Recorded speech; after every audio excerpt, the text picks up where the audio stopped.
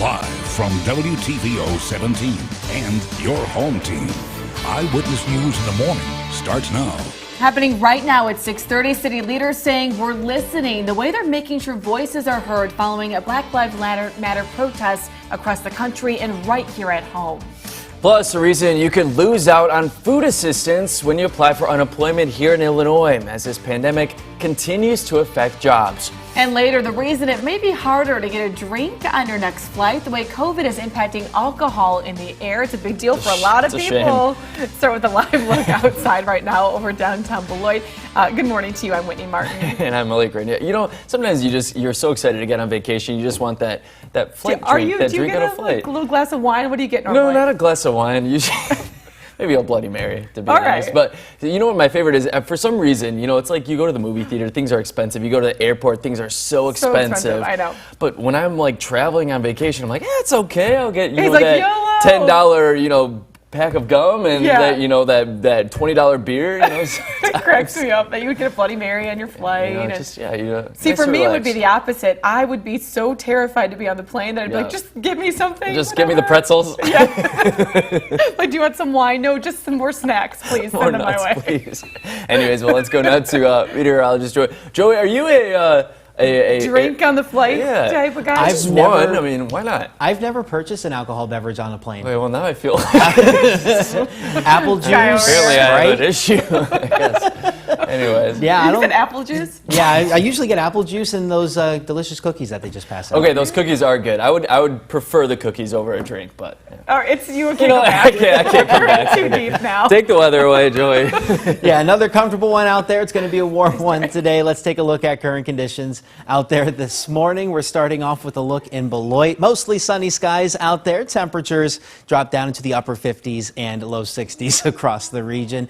Satellite radar pretty dry out there because of high pressure over the Great Lakes and New England. As you can see, with temperatures warming now into the low 60s in most spots. 61 here in Rockford, 59 out in Freeport, 61 in Janesville, Monroe 65, and 61 out west in Galena. Dew point's pretty comfortable. We're starting out in the mid-50s in most spots, but we're going to see those rise as we head into the afternoon. So it's going to feel slightly more humid for the afternoon and evening. Also warmer with temperatures close to the 90-degree mark, partly sunny skies. Definitely want to take precautions if you are going to be doing any outdoor activities. Let's take a look at our First Warn interactive radar showing off that dry start one more time. I'll have more on that, plus what to expect for Father's Day weekend. Enjoy a beverage, guys. All right, thanks so much. 6:33 right now. Today, Rockford's mayor and police chief going to listen to others speak on experiences with officers. This is a closed and virtual listening session. That meeting encouraging Black residents to share their stories regarding interactions with law enforcement. Now, after the meeting, city leaders going to review police recommendations. Each session going to allow up to 5 speakers about 10 minutes. So you have to register online to be able to do this. We made everything really easy for you. You can go to the My State Line app. Well, dozens of others getting their voices heard through public listening sessions. Wednesday was the first of 4 sessions with members of the community and Rockford aldermen. Speakers were given 5 minutes to share personal stories about experiences with law enforcement and racial discrimination in the city of Rockford. Alderman Joe Shirelli saying it's important for the city to not only listen to residents, but also take action to create change. Well, after the 4 sessions, we're going to get together as aldermen and the city staff and go through all the information that we got and really take a hard look at it, try to understand what the meaning is, and demonstrate that understanding to have some type of action plan to move forward.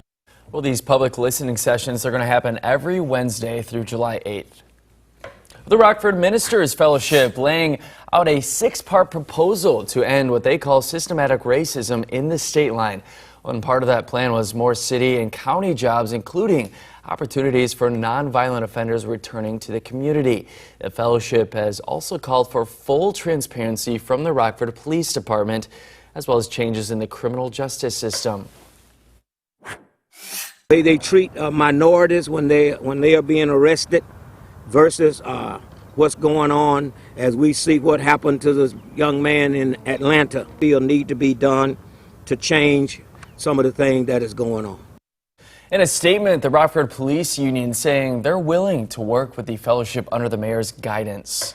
Well, City of Rockford releasing new crime stats this morning, and a number of areas seeing an increase. This is from January through May of this year. Take a look at this. Violent crime, robberies, shooting up, as well as aggravated assaults. That is compared to the same time last year. Shots fired calls also going up a little more than 25%. However, property crime, domestic violence related incidents actually dropped. Property crime falling nearly 20%. Auto theft seeing absolutely no change. Well, another round of grants will help communities impacted by the COVID-19 pandemic and recent protests. A new report shows that most of the state could have reopened under the governor's requirements months ago. Here's what's making headlines around Illinois this morning. The state of Illinois announcing another round of grants. $900 million will now be provided through 10 state programs. $300 million will go towards rent and mortgage assistance. The first round of business interruption grants will go towards owners hurt by the health crisis.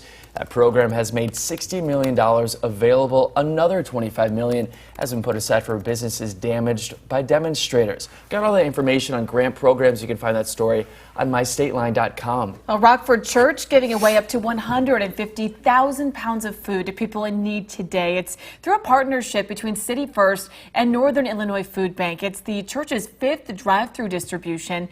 The event runs today from 10 in the morning until 1 in the afternoon or until supplies last. The church, located near the intersection of Spring Creek and Mulford, organizers say the goal is to feed up to 1,000 State Line families.